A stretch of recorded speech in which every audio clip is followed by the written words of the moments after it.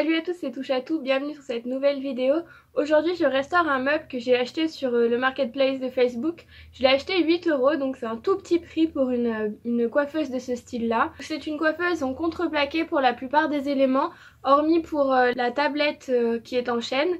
Donc pour ce meuble, j'ai eu envie de la restaurer dans les tons de la chambre de mes parents pour qu'elle puisse aller. Donc une des prochaines vidéos, ça sera de vous montrer tout ce qu'il y a dans la chambre finie de mes parents et ce qui a été fait. Ça peut être intéressant, je pense, pour vous de le savoir. N'hésitez pas à me le dire en commentaire et à me suivre sur mes réseaux sociaux. J'essaie de les alimenter régulièrement, mais c'est pas facile pour l'instant. Je vous laisse avec la vidéo pour voir comment j'ai changé la coiffeuse d'avant à après. La première étape de cette vidéo, ça va être de retirer le miroir afin de le protéger. Ici, le miroir, il est retenu par deux vis qui suffisent finalement à maintenir l'ensemble. Il est glissé dans une fente, donc pour l'enlever, il suffit d'enlever ces deux vis. La deuxième étape ici, ça va être de consolider mes pieds puisque je me suis rendu compte qu'ils n'étaient pas très solides en eux-mêmes. Du coup, pour cela, j'utilise des équerres en acier traditionnel avec des vis à bois. Je fais bien attention que la longueur de mes vis corresponde à l'épaisseur de ma planche initiale pour éviter que ceux-ci traversent la planche. L'étape suivante ici, comme la plupart de mes vidéos, ça va être de poncer mon meuble.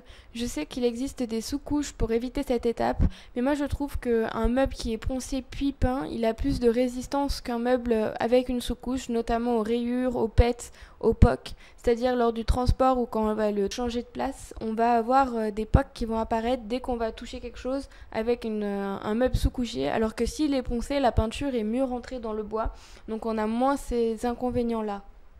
Pour le ponçage, j'utilise une ponceuse à vibration avec un grain assez élevé pour enlever bien le vernis qui a été appliqué en couche épaisse.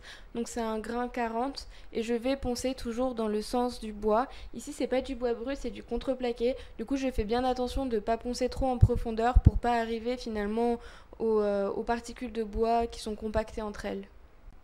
Ici j'ai fait une deuxième prise de vue, c'est-à-dire plus dessus sur ce que j'étais en train de faire. J'espère que ça vous plaira puisqu'on peut mieux voir et distinguer ce que je fais. Laissez-moi dans les commentaires un message sur cette façon de filmer qui change par rapport à mes autres vidéos. Après avoir poncé le meuble et tous ses interstices, il faut dépoussiérer. Et vu qu'ici il y avait énormément de poussière due au fait que le meuble avait une couche très épaisse de vernis, j'utilise une balayette pour enlever tout l'excédent de poussière. Mais je pense qu'avec un aspirateur ça serait plus efficace, donc à voir pour la prochaine fois. Avant de commencer la peinture de ce meuble, j'ai remarqué que sur les pieds il y avait beaucoup de piqûres dues à des insectes.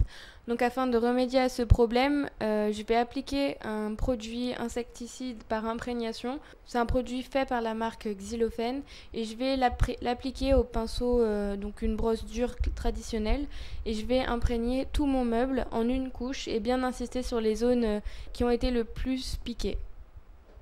Après le ponçage et l'insecticide, je vais passer à la peinture. Donc je veux conserver ma tablette en bois brut, donc pour cela j'applique un scotch de peintre sur la zone que je ne veux pas peindre pour éviter de déborder.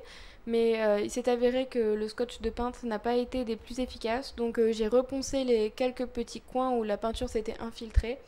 Et en fait ces zones que je ne vais pas peindre, je vais les vernir par la suite pour avoir un bois brut. J'utilise une peinture gris clair qui est initialement pour les murs et plafonds, mais il s'avère que si on l'applique en deux couches sur un meuble de ce type-là bien poncé, la peinture a tendance à bien résister.